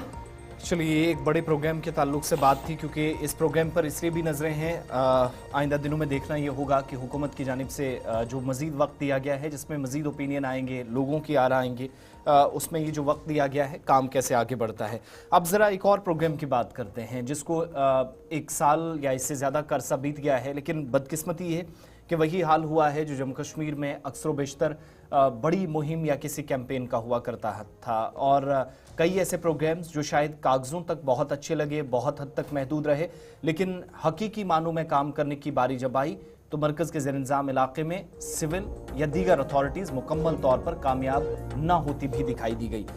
जम्मू कश्मीर में 1 बरस कबल आप सबको याद होगा कि नशा मुक्त अभियान चला था। शुरुआत वैसे तमाम स्टेट्स और यूटीज़ के अंदर हुई थी, लेकिन तवज्जो इस बात पर थी कि खित्ते के अंदर, ख़ास तौर से पंचायतों के अंदर या बल्दियाती इदारों के अंदर, या जिनको आप अर्बन लोकल बॉडीज़ कहते हैं, वहाँ पर इस प्रोग्राम को, इस मुहिम को आगे ले जाया जाएगा, तेज़ करने पर तवज्जो दी जाएगी और इन इदारों में तमाम लोगों को साथ लेकर शहरियों की शराकत को यकीनी बनाते हुए इस बात को यकीनी बनाया जाएगा कि नशा मुक्त अभियान कामयाब हो, और न सिर्फ शहरों के अंदर या कस्बों के अंदर ये प्रोग्राम चले, बल्कि बल्दियाती इदारों, पंचायतों के अंदर ब्लॉक सतह तक, तहसील या वार्ड्स के अंदर प्रोग्राम पहुंचे। 1 बरस कबल ये प्रोग्राम शुरू किया गया। इसमें बाज़ाब्ता तौर पर हुकूमती इदारों की तरफ से एक नोटिफिकेशन जारी कर दिया गया था। ऑर्डर नंबर था 1641 जो जम्मू कश्मीर GAD की तरफ से जारी कर दिया गया था। दिसंबर 20 सन 2023 को यह ऑर्डर जारी कर दिया गया था। इस ऑर्डर के तहत मुख्तलिफ महकमों को, जिनमें पंचायत, अर्बन लोकल बॉडीज को यह कहा गया था कि आपने नशा मुक्त अभियान या नशा मुक्त जम्मू कश्मीर के तहत अपने अपने इलाकों को आइडेंटिफाई करना है। कौन से गांव, कौन से इलाके नशा मुक्त हुए हैं, उस ज़िम्मन में एक डाटा बेस कलेक्ट करना था। लेकिन हमारे आदाद-ओ-शुमार ये बता रहे हैं, हमारे ज़राया ये बता रहे हैं, सोशल वेलफेयर डिपार्टमेंट से खंगालिएगा तो फिर अर्बन लोकल बॉडीज तक आप आइएगा, रूरल डेवलपमेंट डिपार्टमेंट से खंगालिएगा या किसी और डिपार्टमेंट की बात कीजिएगा जो ऑनलाइन डिपार्टमेंट इसके साथ रखे गए थे। मालूम यह पड़ा कि अभी तक वो डाटा ही नहीं बना है। और ये डाटा कब नहीं बना है? जब वजीर आजम से लेकर वजीर दाखिला से लेकर लेफ्टिनेंट गवर्नर और लेफ्टिनेंट गवर्नर से लेकर तमाम सियासी जमातों ने इस बात का एतराफ किया था कि जम्मू कश्मीर के अंदर नशे का लत तेजी के साथ फैल रहा है। जम्मू कश्मीर के अंदर मुसलसल जो उड़ता जम्मू कश्मीर है वो बन रहा है। और उड़ते जम्मू कश्मीर के बीच सूरत हाल ये है कि इस पर लगाम लगाना, तमाम स्टेक होल्डर्स को शामिल करवाना वक्त की अहम तरीन ज़रूरत है। और उस अभियान को देखते हुए जो बड़े पैमाने पर, बड़े कैनवास पर शुरू किया गया था, आज ऑफिशियल डॉक्यूमेंटेशन हमारे सामने नहीं है, जिसकी वजह यह है कि जो बड़ा हुक्मनामा SO 1641 जारी किया गया था उसका इतलाक मुकम्मल तौर पर जम्मू कश्मीर के अंदर नहीं हुआ, न एंटायर सूबा कश्मीर के अंदर, न एंटायर सूबा जम्मू के अंदर। याद रखिएगा, उड़ता जम्मू कश्मीर टाइटल है हमारा। ये एक जमाने में पंजाब को कहा जा रहा था क्योंकि ड्रग बहुत था, अब ये उड़ता जम्मू कश्मीर है। 7 साल से लेकर 70-80 साल तक का नौजवान, बुजुर्ग, बेटियां, माएँ हमारी इस दलदल का शिकार हो चुके। कंप्रेहेंसिव प्रोग्राम हमने भी चलाया इस पूरे मामले पर। उम्मीद ये थी कि एक डाटा बनेगा, पता लगेगा कि जनाब ये इलाका 0 हो गया, ये इलाका अभी ग्रीन में है, ये रेड में है, ये येलो में है। एक कोडिंग करनी थी हर इलाकों की, लेकिन शायद हमारे हुकूमती इदारों को इसकी फुर्सती नहीं है। इमरान नाइको हमारे साथ है मजीद खबर पर। इमरान जरा अपडेट करें जल्दी से। ये जो SO जारी कर दिया गया था GAD की तरफ से, जिसमें 3-4 महकमों को लाइन महकमे कहा गया था और इन्हें कहा गया था कि आपने ग्राउंड जीरो पर उतरकर काम करना है, नशा मुक्त अभियान को कामयाब बनाना है। क्या वजह है कि डाटा बना नहीं, या हुकूमती इदारों को फुर्सती नहीं है कि अपने कोजी रूम से बाहर आए और इस चीज को देखते कि आखिर हो क्या रहा है और उन पर जिम्मेदारी क्या आयद की गई थी? जी बिल्कुल, जम्मू कश्मीर में नशा मुक्त अभियान या मुहिम का मकसद नशे के खात्मे के लिए देही और शहरी इलाकों को नशा मुक्त करार देना था। ताहम मुहिम के आगाज के 1 साल बाद भी मुतल्लिका महकमे अपनी जिम्मेदारियों के हवाले से बेखबर है, जो कि इस वक्त इंतजामी नाकामी की जानिब इशारा करता है। मुहिम के लिए बनाई गई SOPs में तमाम मुतल्लिका महकमों के किरदार पहले से वाज़िया किए गए थे, लेकिन अमली तौर पर ये महकमे एक दूसरे पर जिम्मेदारी डाल रहे हैं। कोई भी महकमा अपने हिस्से का काम करने की रिपोर्ट फराहम करने के काबिल नहीं। कितने पंचायतों या शहरी इलाकों को नशा मुक्त करार दिया गया, इस हवाले से किसी के पास कोई मालूमात मौजूद नहीं। रिपोर्टिंग और निगरानी के लिए जो कमेटियां बनाई गई वो भी गैर फाल दिखाई देती है। नशा मुक्त इलाकों के मयार पर अमल नहीं हो रहा है। ग्राम सभा में नशा के खात्मे पर बहस, जिससे अहम इकदाम को नजरअंदाज किया जा रहा है। तालीमी इदारों में आगाही प्रोग्राम तो हो रहे हैं, लेकिन देही और शहरी इलाकों में इनका फुकदान है। जिला स्तर पर प्रोग्रामों की बात तो अपनी जगह, क्योंकि हम देख रहे हैं कि NGOs कर रहे हैं, मुख्तलिफ इदारे कर रहे हैं छोटे बड़े प्रोग्राम, तो लेकिन जो रूरल डेवलपमेंट डिपार्टमेंट को पंचायत लेवल पर काम करना था, ब्लॉक लेवल पर काम करना था, डिस्ट्रिक्ट लेवल पर काम करना था, सोशल वेलफेयर डिपार्टमेंट ने जिस तरीके से काम करना था, दीगर इदारों ने जिस तरीके से काम करना था, जोनिंग करनी थी, कलर कोडिंग करनी थी, आखिर क्या वजह है कि वो हुई नहीं? क्या ऊपर बैठे लोग, जो सिविल सेक्रेटरीट के अंदर लोग हैं जिनकी तरफ से यह हुक्मनामा जारी कर दिया गया था अफसर साहिबान की तरफ से, उन्हें इस बात का पता नहीं लगा कि एक ऑर्डर हमने जारी किया था जिसका फीडबैक वो लेते, या लेफ्टिनेंट गवर्नर के सामने एक ऐसी शक्ल पेश की जा रही है कि जनाब ऑल इज वेल, और ज़मीनी सूरत हाल ये कि जब हम आज खंगालने की कोशिश करते हैं, एक डिपार्टमेंट बोल रहा है दूसरे डिपार्टमेंट से रब्ता करें और दूसरा डिपार्टमेंट बोल रहा है तीसरे डिपार्टमेंट से रब्ता करें, उनको अभी तक भी ये नहीं पता कि कोडिंग हुई है, पता लगा कि कौन सा इलाका नशा मुक्त हुआ या नहीं। देखिए, ये सारा जो मामला है ये हमारी इंतजामिया की बेहसी और इसकी नाअहली को जाहिर करता है। जिस तरह से आपने भी कहा हुकूमत ने 20 दिसंबर 2023 को ऑर्डर भी जारी किया, एसओपी भी जारी किए और वाजिया तौर पर पंचायत वार्ड्स को नशा मुक्त करार देने के लिए जो एसओपीज है वो भी रखे। लेकिन इतना वक्त होने के बावजूद भी जिस तरह से हमने मुल्की सतह पर, इलाकाई सतह पर यह कहा कि हम ड्रग्स के खिलाफ काम कर रहे हैं, लेकिन एसओपीज पे अभी भी अमल दरामद नहीं हुआ और हुकूमती सतह पर इदारे इस पे नहीं काम कर रहे। तो यकीनी तौर पर एक तो जिस तरह से हमने कहा कि तालमेल कंसिस्टेंसी है नहीं इदारों के दरमियान, दूसरा ये कि एक नैरेटिव चलाया जा रहा है कि जहाँ ड्रग्स के खिलाफ कार्रवाई की जा रही है, एनडीपीएस एक्ट लगाए जा रहे हैं, लोगों को थानों में भरा जा रहा है, लेकिन बज़ाहिर जो काम करना है इन इदारों को, वो कितने भी इदारे हों, उन इदारों के वो काम जो है वो सही ढंग से नजर नहीं आ रहे हैं। और जिस तरह से मैंने कहा कि एक तो तालमेल है, दूसरा ये कि सही तरीके से हायर अथॉरिटीज को जो है ब्रीफ नहीं किया जा रहा है, मिसलेड किया जा रहा है, चाहे वो लेफ्टिनेंट गवर्नर हो, चाहे वो वजीर आला हो या उनसे नीचे जितने भी आला ऑफिशियल्स है। लेकिन देखने की जरूरत यह है कि जो दावा हम कर रहे हैं ड्रग्स के खिलाफ काम करने की, शायद वो दावा उस तेजी के साथ नहीं हुआ। ये बड़ा इंपॉर्टेंट, बस चलते चलते जरा एक बात में, बहुत शुक्रिया जी हमारे साथ इमरान ज्वाइन करने। ग्राम सभाएं जो पंचायत रूरल डेवलपमेंट डिपार्टमेंट का अहम तरीन हिस्सा है, उन्हें यह काम दिया गया था कि आपने जी इस मंशियात की वबा को देखते हुए माहाना एक इजलास तलब करना है और उस इजलास के अंदर क्या कुछ आप करेंगे वो तमाम डिटेल्स आपने हुकूमती इदारों को सौंपनी है। लेकिन मेरा एदाद शुमार ये बता रहा है कि अभी तक भी जो ग्राम सभाएं हुई हैं कहीं पर भी इस तरीके की कोई बात नहीं हुई है, कोई ऑफिशियल डॉक्यूमेंटेशन या अनऑफिशियल अगर कहीं हुआ होगा डेट इज सेकेंडरी, लेकिन ऑफिशियल डॉक्यूमेंटेशन अभी तक भी नहीं हुई है। तो ये हसासियत है जी हमारे इदारों की, जबकि हमारी आबादी का निस्फ हिस्सा इस दलदल में आ चुका है और हर दिन केसेस बढ़ रहे हैं, हर दिन कुर्क हो रही है प्रॉपर्टियां, लेकिन जो असल काम एक और इसके साथ करना था उसमें अभी तक भी कोई पेशरफ्त नहीं हुई है। जी आसिफ, चलिए वक्त एक छोटे से ब्रेक का है, ब्रेक के उस पार लौटेंगे तो आपको राजौरी से भी अपडेट बताएंगे। अच्छी खबर, बिलाखिर तकरीबन 50 से 52 दिन गुजर गए, 17 अमवात के बाद थोड़ी सी आप कह सकते हैं कि राहत की सांस लोगों ने ली है। उस ताल्लुक से अपडेट आपको बताना है। अराकीन असेंबली सामने आए तो पूरे निज़ाम पर सवाल खड़े कर दिए। देर रात न्यूज़ कॉन्फ्रेंस हुई, उस ताल्लुक से अपडेट आपको देंगे। जम्मू कश्मीर के अंदर मुख्तलिफ पार्टियां तंजीमी उमूर पर काम कर रही हैं और भारतीय जनता पार्टी की जानिब से जो रीस्ट्रक्चरिंग का काम चल रहा था उसमें पार्टी को नया सरबराह भी मिला है, नए लोगों को काउंसिल में और एग्जीक्यूटिव मेंबर्स के तौर पर इस बार नामजदगियां हुई हैं, साथ साथ सरकारी मुलाजमीन के खिलाफ कार्रवाई हुई है। ये सारी खबरें या मुकम्मल तफसीलात ब्रेक के उस पार आपके सामने रखेंगे, लेकिन साथ साथ आपकी कॉल्स भी 9:42 के आसपास आप कॉल करना शुरू करेंगे। चारों नंबर स्क्रीन पर आएंगे। आखिरी पड़ाव में खबरें और साथ साथ कुछ आपकी बात।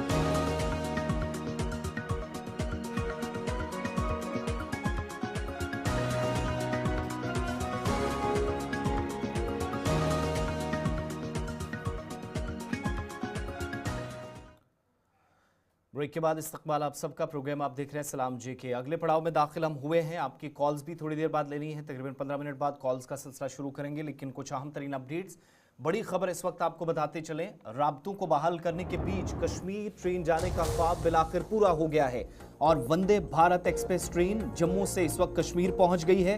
दुनिया के बुलंद तरीन पुल से वंदे भारत ट्रेन अब से कुछ मिनट पहले गुजरी है, जिसकी आप एक्सक्लूसिव तस्वीर भी देखेंगे। कटरा से श्रीनगर तकरीबन 3 से सवा 3 घंटों का वक्त इस ट्रेन को लगेगा और ये ट्रेन जो कि प्लेटफॉर्म नंबर 1 पर खड़ी थी, पहली तस्वीर आपके सामने, एक्सक्लूसिव विजुअल्स। दुनिया के सबसे ऊंचे रेलवे ब्रिज से ये ट्रेन निकल चुकी है जो कश्मीर में दाखिल हो गई है। सेंट्रल कश्मीर के बडगाम ये तकरीबन 10 बजे के आसपास पहुंचेगी और 11 बजे के आसपास का वक्त जो है वो श्रीनगर मुतय्यन किया गया है। यानी 3 सवा 3 घंटों का जो वक्त था वो कटरा से श्रीनगर जाने का, कश्मीर को मुल्क के बाकी हिस्सों के साथ वंदे भारत ट्रेन के जरिए जोड़ने का ख्वाब पूरा हुआ है। अब यही ट्रेन जो कल दोपहर जम्मू के रेलवे स्टेशन पर पहुंची थी, प्लेटफॉर्म नंबर 1 पर खड़ी थी और रात वहां पर रोके जाने के बाद सुबह इस ट्रेन को कटरा से रवाना किया गया है। ये तस्वीर रियासी की आपके सामने, चिनाब रेलवे ब्रिज से, हाईएस्ट रेलवे ब्रिज दुनिया में या बुलंद तरीन पहाड़ी सिलसिले में पहली मरतबा ट्रेन। अब तक जो ट्रायल रन हो रहे थे वो कामयाबी के साथ मुकम्मल करने के बाद फरवरी के पहले हफ्ते में वज़ीर आज़म इसी ट्रेन को हरी झंडी दिखा सकते हैं।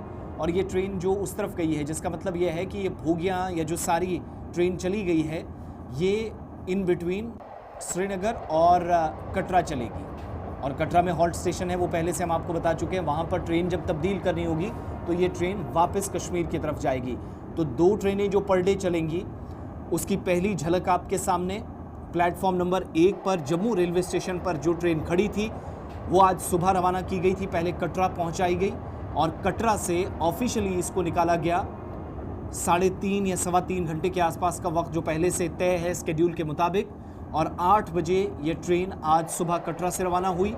उसके बाद रियासी, दुनिया के बुलंद तरीन पुल से गुजरती हुई वादी कश्मीर में दाखिल हो चुकी है। वो जो बनिहाल और बारामूला वाला सेक्शन था वो मुकम्मल तौर पर रेलवे ने कनेक्ट कर लिया है और यही ट्रेन अब 3-4 जनवरी के आसपास, जब प्राइम मिनिस्टर कटरा से इसको हरी झंडी दिखा सकते हैं, फरवरी में पहले या दूसरे हफ्ते में जब ये ट्रेन रवाना की जाएगी, रेलवे हुकाम ने इसकी ऑफिशियल कंफर्मेशन करनी है, यही ट्रेन आपको इन बिटवीन सेंट्रल कश्मीर और जम्मू सूबे में यानी कटरा को कनेक्ट करती हुई नजर आएगी, जहां से ट्रेन चेंज करनी है। लेकिन पहली ट्रेन की तस्वीर जो कल दोपहर 3:30 बजे train platform number 1 Jammu Tawi railway station पर पहुंची थी, आज अलल सूबे से कटरा पहुंचाया गया और कटरा से ऑफिशियल अमले के साथ यानी पायलट और बाकी तमाम जो मुआविन अमला है वो इसमें सवार होकर इस वक्त वादी कश्मीर में दाखिल हो गया। और इतलात हैं कि कुछ मिनट बाद ये ट्रेन बडगाम पहुंच जाएगी, फिर उसके बाद इसको श्रीनगर ले जाया जाएगा।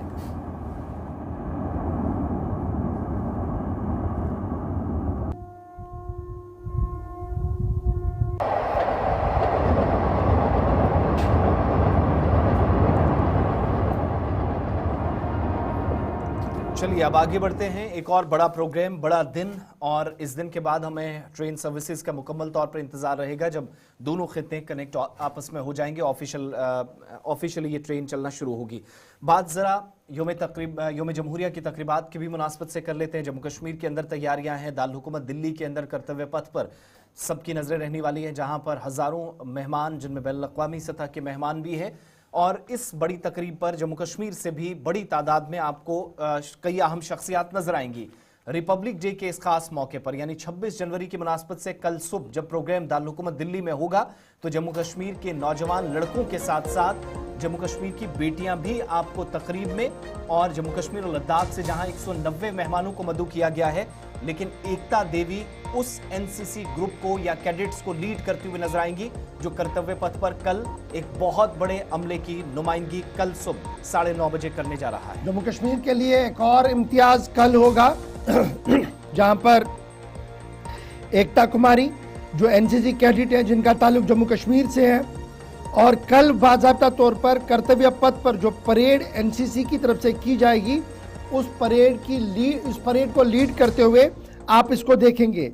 अखनूर ज़िला जम्मू से इनका ताल्लुक है और एकता जो है वो पिछले काफ़ी अरसे से एनसीसी के साथ जुड़ी हुई है और नेवल यूनिट में इस वक्त वो मौजूद है। उन्होंने बीएससी अपनी की है जी गांधीनगर जम्मू से।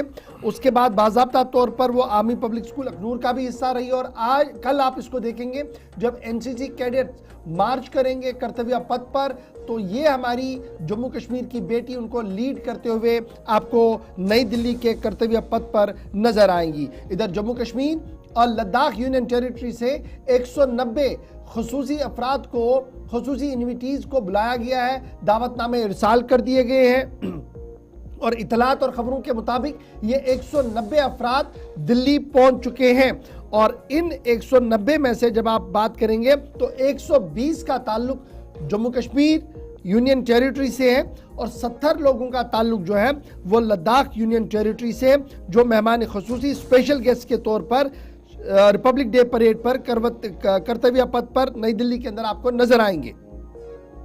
याद रखिएगा ये जो मेहमान हैं इनमें बच्चे हैं, स्टूडेंट्स हैं, आर्टिजन्स हैं, पीएम विश्वकर्मा योजना बेनिफिशरीज हैं, पीएम सूर्यघर योजना वाले हैं, कंस्ट्रक्शन वर्कर्स हैं, वाइब्रेंट विलेज वाले हैं और वाटर वॉरियर्स हैं। दीगर ऐसे लोग हैं जो मुख्तलिफ कैटेगरीज के अंदर रखे गए हैं। जम्मू कश्मीर और लद्दाख से कुल मिलाकर 190 लोगों की फहरिस्त जो है वो सामने आई है।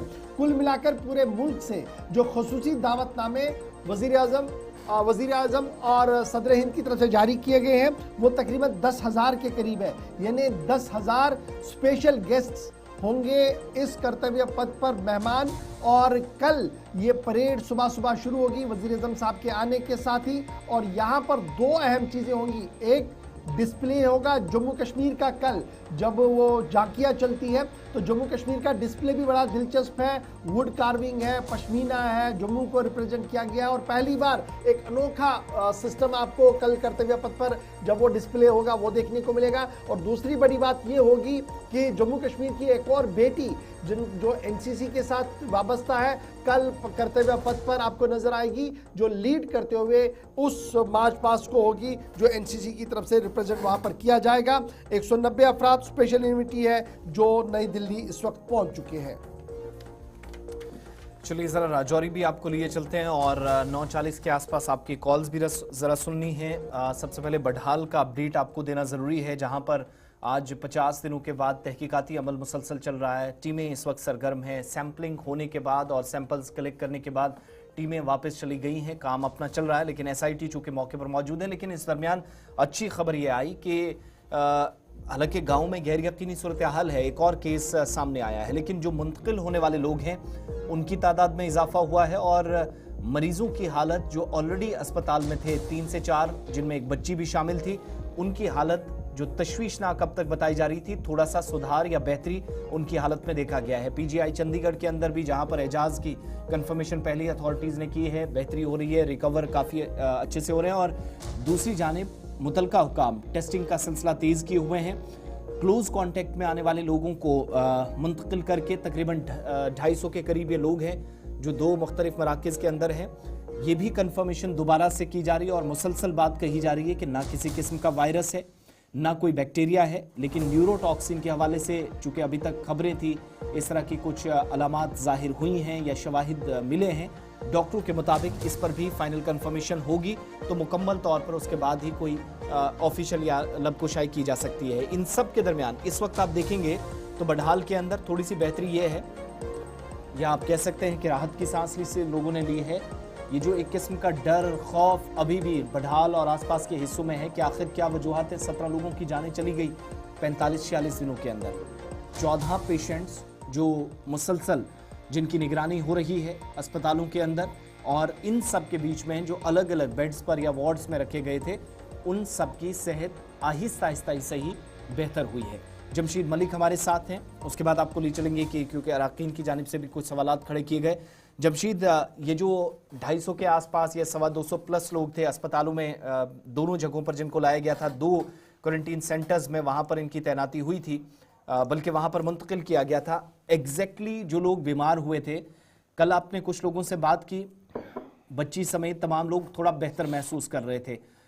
क्या डॉक्टरों ने इस तरह का कोई तरीकाकार अपनाना शुरू कर दिया है, या ये कहें कि अद्वियात अब दी जाना शुरू हुई हैं, जिसके बाद एक एक करके हम देख रहे हैं कि ये लोग रफ्ता रफ्ता ही सही रिकवर होना शुरू हो गए हैं? आसिफ, बिल्कुल ये राहत भरी खबर जरूर इसलिए भी है क्योंकि इस वक्त राजौरी के अंदर 11, जम्मू के अंदर 3 और एक चंडीगढ़ के अंदर जेरे इलाज है इन बिहार के लोगों में से, जिनकी हालत बेहतर होती रही जा रही है। जहां से पहले ही एजाज के हवाले से खबर आई थी कि वेंटिलेटर से उसको उतार दिया गया। वहीं राजौरी के अंदर जेरे इलाज 11 बच्चे जो इस वक्त हैं, उनकी हालत भी काफी बेहतर होती जा रही है। कल जहां हमने देखा भी, उन बच्चों से बात भी की है, उनकी हालत बेहतर होती जा रही है। उसकी बड़ी वजह यह है कि जिस तरह टॉक्सिन के कुछ नाम सामने लाए, हालांकि वो नाम हमें जरूर बताया गया, मगर ये भी हमसे कहा गया कि इनको अभी जाहिर नहीं करना है क्योंकि इसके कुछ डोज ऐसे हैं जिनका गलत इस्तेमाल भी हो सकता है। उनको लेके वही डोज दिए अब शुरू किए गए जिसका रिजल्ट अब इनको मिलना शुरू हो जाएगा।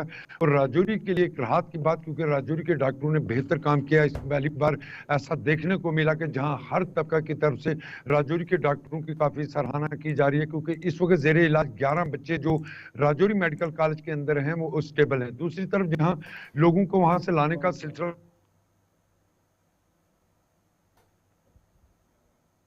जी 300 करीब इन लोगों की तादाद थी जिनको राजौरी लाया गया था। इनमें से किसी तरह का कोई वायरस या कोई इनमें से बीमार नहीं देखने को मिल रहा। जी जमशीद, कंटिन्यू करें। बिल्कुल, ये लोग बिल्कुल स्टेबल हैं जो राजौरी लाए गए। हालांकि यहाँ बहुत सारी चीजें इंतजामिया की तरफ से के लिए देखने को मिल रही हैं। जहाँ इंतजामिया की तरफ से इस जो क्वारंटाइन सेंटर बनाए गए, जहाँ लगभग 300 लोग के करीब लोग हैं, जिसमें बच्चों की भी एक बड़ी तादाद शामिल है। उसको देखते हुए इंतजामिया की तरफ से अब यहाँ एक आंगनबाड़ी सेंटर का क्याम भी अंदर देखने को मिल रहा है। उसके साथ जो लोग मेहनत मजदूरी करते थे उनके लिए भी अंदर काम रखने की बात सामने आ रही है। इसी को लेकर हमने जब बात किया कि इसका मतलब ये मान के चलें कि इनको काफी लंबे अरसे तक यहाँ रखा जाएगा, उन्होंने कहा ऐसा कुछ नहीं है, ये तब तक है जब तक ये बच्चे हैं, क्योंकि इन बच्चों के खेलने के सामान की जरूरत, आंगनबाड़ी की जरूरत इसलिए क्योंकि ये लोग अपना घर बार छोड़ के आए हैं और उनका ध्यान रखना इंतजामिया का काम है। और ये राहत की खबरें जरूर हैं कि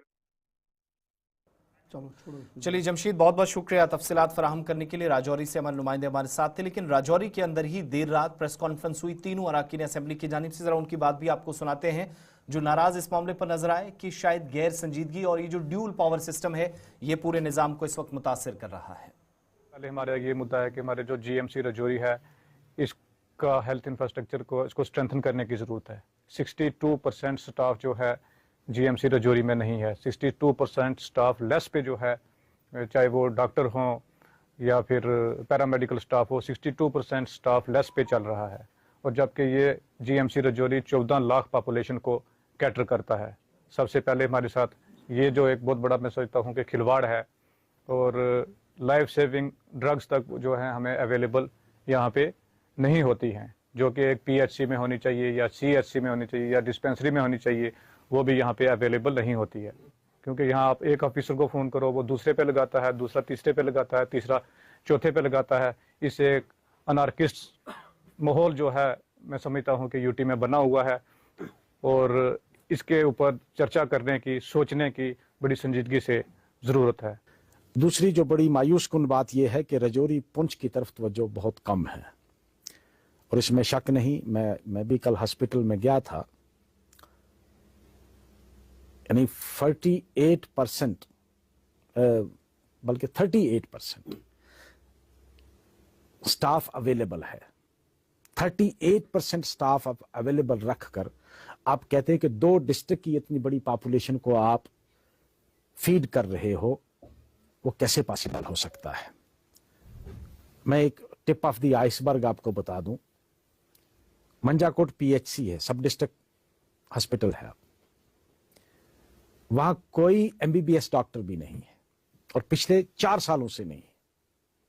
थाना मंडी में नहीं है, और GMC में 38% टोटल स्ट्रेंथ है, जो टोटल सैंक्शन स्ट्रेंथ के 38% एम्प्लॉइज हैं।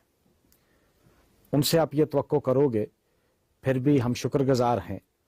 हमें ऑनरेबल MLA साहब ने भी बताया कि यहाँ की जो डॉक्टर्स हैं उन्होंने अनथक कोशिश की, और आज भी वो लगे हैं। रिस्पॉन्सिबिलिटी इसलिए नहीं है, responsibility always comes with the accountability. जब आप किसी एक अथॉरिटी के पास अकाउंटेबल नहीं है, आप रिस्पॉन्सिबिलिटी को भी नहीं मानेंगे। तो हमें जब तक के हम हर कुर्बानी देने के लिए तैयार हैं कि ये जो ड्यूल पावर सिस्टम है इसको खत्म किया जाए। मैं आपके माध्यम से ये बात कहना चाहता हूं कि यहाँ जीएमसी में रिक्रूटमेंट हो या यहाँ डॉक्टर्स को डिप्यूट किया जाए, आज क्योंकि अभी मेडिकल इमरजेंसी है, यहाँ जीएमसी जम्मू से या बाकी दीगर जीएमसी से यहाँ टेम्परेरी बेसिस पे डॉक्टर को डिप्यूट किया जाए ताकि मजीद और भी हम जाने बचा सके। आज मैं हॉस्पिटल में भी गया था और यहाँ कुछ लोगों को 300 से ज्यादा लोगों को यहाँ क्वारंटाइन भी किया गया है। डिस्ट्रिक्ट एडमिनिस्ट्रेशन ने वहाँ हमारे साथ वो भी थे, वहाँ हमने लोगों से भी बात की, लोग बड़े परेशान हैं। आज हमें सियासत से ऊपर उठ के सबको इंसानियत की नजर से उनको एक मॉरल बूस्टिंग की जरूरत है, उनके साथ खड़े होने की जरूरत है। आज वो यहाँ परेशानी की हालत में है, उनको अपने माल मवेशी की परेशानी है, उनको अपने घर की चिंता सता रही है। जब हम उन बच्चों से बात की, औरतों से बात की, तो मन भर जाता है, क्योंकि आज सियासत करने की जरूरत नहीं। मैं आज अपील करता हूं सब लोगों को कि इकट्ठे हो जाओ, इस क्राइसिस के वक्त सारे इकट्ठे हो जाओ, पार्टी पॉलिटिक्स से ऊपर उठ के समाज इकट्ठा हो जाए ताकि हम इस मुश्किल घड़ी में उनके साथ कंधे से कंधा मिलाकर खड़े रहें। मैं स्टेट गवर्नमेंट में पर्टिकुलरली एलजी एडमिनिस्ट्रेशन है यहाँ और दिल्ली केंद्र सरकार से कहूंगा कि खुदारा इसको टेस्टिंग लेबोरेटरी मत बनाओ। अरकान असेंबली जिसमें आप बुद्धल से रुकने असेंबली जिनके इलाके के अंदर ये अफसोसनाक वाकया भी पेश आया, 17 अमवात गई हैं। जावेद चौधरी साहब, उनके साथ इफ्तिखार अहमद साहब जो रुकने असेंबली हैं, कांग्रेस से हैं, जीत कर इस बार आए राजौरी से, और इसके अलावा जो माहिर कानूनदान भी हैं मुजफ्फर खान साहब, तीनों ने प्रेस कॉन्फ्रेंस की। दो चीज़ें जिस पर सवालात उठना लाजमी भी है कि जीएमसी राजौरी होने के बावजूद भी जो गवर्नमेंट मेडिकल कॉलेज है वहाँ से मरीजों को ऐसी क्या ज़रूरत पड़ी कि शिफ्ट करना पड़ा। हालांकि ताउन बहुत अच्छा रहा, इसमें कोई शक नहीं, लेकिन क्या सहूलियात का फुकदान है, एक बात। दूसरा, इस क्राइसिस में जो तीनों एमएलएज एक चीज़ बता रहे हैं जिसकी तरफ इशारा कर रहे हैं कि किसी ऑफिसर से कॉन्टेक्ट करने की कोशिश होती है तो वो जिम्मेदारी दूसरे पर डाल देता है, दूसरे से कांटेक्ट वो कहता है हायर अथॉरिटीज से कांटेक्ट वो कहते हैं ऊपर से ऑर्डर नहीं है। तो इस तरीके से कई लोगों की जानें गई, नुकसान काफ़ी ज़्यादा हो चुका है। मजीद नुकसान से बचा जाए, फौरी इकदामात की ज़रूरत पर जोर दिया गया है। इस बीच ये भी खबरें आ रही हैं कि राजौरी के अंदर अब चूंकि जो लोग ठीक हो रहे हैं उनकी वापसी का भी एक अमल शुरू करना है, लेकिन ये सारा ऑफिशियली तभी होगा जब एसआईटी भी दूसरी तरफ से किसी नतीजे पर पहुंच सकी, जिसकी तहकीकात का एक हफ्ता मुकम्मल हो गया है। लेकिन अभी तक ये शवाहिद इकट्ठे करने में, अगर क्रिमिनल एंगल से भी जांच जो चल रही है उसमें भी ये देखा जाए कि कोई किसी तरह का शवाहिद मिलेगा, वो अभी तक नहीं मिला है, ना ही इसकी कोई कंफर्मेशन है।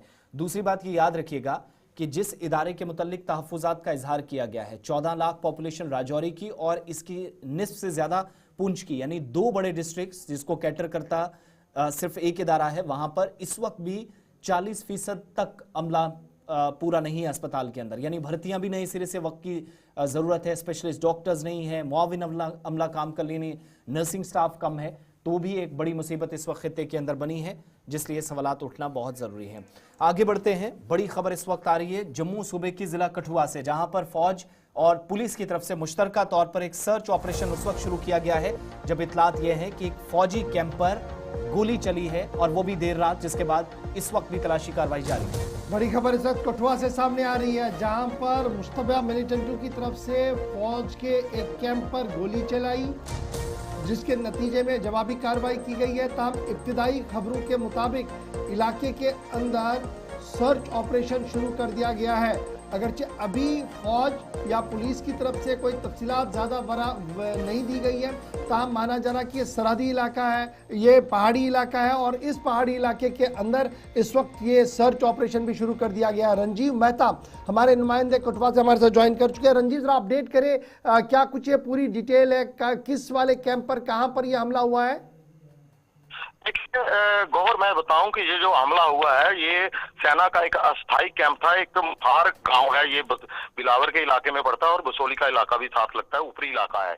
और यहाँ पर एक स्कूल है, प्राइमरी स्कूल जो बंद हुआ था, वहां पर उस स्कूल के अंदर एक सेना का अस्थाई कैंप था, और उस कैंप के दौरान रात देख के 2:30 के बाद की बात है ये, जो अभी अभी सूचनाएं यहाँ पे मौसूल हुई हैं, उसके मुताबिक वहाँ पे कुछ लोगों ने बाहर से वहाँ पे फायर करके और वहाँ से भागे, ये सारा मामला था। और उसके बाद से ही उस पूरे इलाके को मुहासरे में लेकर अब तलाशी अभियान जो है उन्होंने चला दिया है और मजीद जो फोर्सेज हैं वो भी उस इलाके में लगा दी है, क्योंकि पहले गणतंत्र दिवस को देखते हुए अलर्ट काफी हाई था। इस इलाके की बात करूं तो यहाँ पर अभी आतंकियों के जो छिपने की जगह है उसको तलाशा जा रहा है, कहीं अगर उनको फायर किया है और कितनी उनकी संख्या है, इस पर अभी पूरी डिटेल जो है वो सामने नहीं आ रही है। हमारी बात ऑफिशियल से जो पुलिस के अधिकारी हैं उनसे हुई तो उन्होंने कहा कि अटैक जरूर हुआ है, फायर जरूर हुए हैं, लेकिन अभी संख्या और इसके पूरी जानकारी अभी जुटाई जा रही है, क्योंकि व्यापक तलाशी अभियान पूरे इलाके में चलाया जा रहा है। और इस बात से, क्योंकि पहले से ही कठुआ के इलाके में की बात करूं, चाहे बॉर्डर का इलाका हो चाहे पहाड़ी इलाका हो, वहां पर लगातार सर्च ऑपरेशन जो है वो चलाए जा रहे थे, क्योंकि गणतंत्र दिवस को लेकर, क्योंकि पहले से ही एक जो अलर्ट जारी किया गया था, क्योंकि जो सूचनाएं मिल रही थी कि कठुआ जिले में गणतंत्र दिवस पर कोई हमला हो सकता है, तो उसको लेकर पहले से ही सुरक्षा बल काफी चौकस थे, सेना भी चौकस थी। लेकिन अभी ये फायरिंग हुई है और घटना के बारे में अभी जानकारी जितनी भी आएगी वो जल्द ही आपके साथ साझा की जाएगी, जैसे ही हमारे पास, क्योंकि काफी दूर दराज का इलाका है। चलिए, बहुत शुक्रिया रंजीत मेहता हमारे साथ ज्वाइन करने के लिए। चलिए, आपकी कॉल्स भी लेनी है। 9:45 हो गए, आप कॉल करना शुरू करिए और जब तक आपकी कॉल्स आती हैं एक आधी खबर आपके सामने रखनी है। क्राइम ब्रांच की जानिब से एक तस्दीक भी की गई है, उस ताल्लुक से भी बात करनी है, लेकिन ज़रा बात भारतीय जनता पार्टी की भी आपको बताएंगे, जहां पर एक बड़ा बदलाव हुआ है। आप फिर बदल के लीजिए, बदलाव हुआ। भारतीय जनता पार्टी जो काफ़ी वक्त से तंजीमी उमूर पर काम कर रही थी और पार्टी का नया सरबराह मुस्तकिल तौर पर जो काम करेगा वो कौन होगा, इस सिलसिले में हतमी राय भी कायम कर ली गई। तो सत शर्मा या सतपाल शर्मा जम्मू कश्मीर भारतीय जनता पार्टी के बिला मुकाबला सदर मुंतखब कर लिए गए हैं और भारतीय जनता पार्टी की ये जो नई क़यादत है उनके साथ नए कुछ लोगों को जिम्मेदारियां भी मिली हैं। 8 ऐसे रहनुमा हैं जिनको कौमी कौंसिल के मेंबर के तौर पर मुंतखब किया गया है। वादी कश्मीर से भी 2 लीडरान जिनमें आरिफ राजा हैं, अनवर खान है, जो कौमी एग्जीक्यूटिव मेंबर नामजद किए गए हैं, जिसमें आप पहले जानते हैं कि कई लोग शामिल थे और दरख्शान द्राबी, अल्ताफ ठाकुर, ये तमाम लोग वो थे जो पार्टी की जानिब से आला सतह पर जितने भी इकदाम होते थे तो एक तरह से जो मेजर ओपिनियंस हैं वो भी कश्मीर से और जम्मू प्रोविंस से लिए जाते हैं। इन सब के दरमियान नए लोगों को जिम्मेदारियां तफवीज़ की गई हैं और कई लोग जो कि पिछले 7 से 8 दिनों से मुसलसल लगे हुए भी थे और ये भी कहा जा रहा था कि शायद एक तरह से 2 बड़े चेहरे हो सकते हैं। सत शर्मा के लिए शायद ये राह आसान ना हो, लेकिन पिछले 3 दिनों के दौरान जब नॉमिनेशंस का सिलसिला शुरू हुआ तो तमाम सीनियर लीडरान जो आला क़यादत है, थिंक टैंक है, उन्होंने कल देर शाम ये फैसला किया कि इत्तेफाक राय सतपाल शर्मा को जम्मू कश्मीर में भारतीय जनता पार्टी यूटी की क़यादत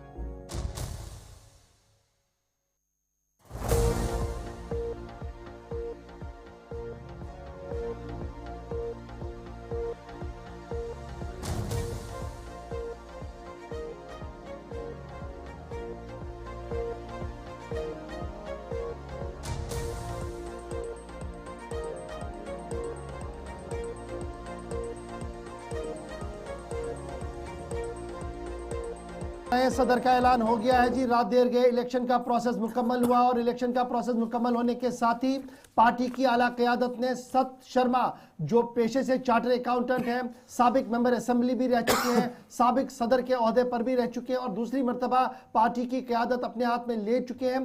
अब कल से बाज़ाब्ता तौर पर उन्होंने अपना ऑफिस भी संभाला है। सत शर्मा जम्मू कश्मीर यूनिट के बीजेपी के नए सदर होंगे और बिला मुकाबला उन्हें कल कामयाब करार दिया गया है।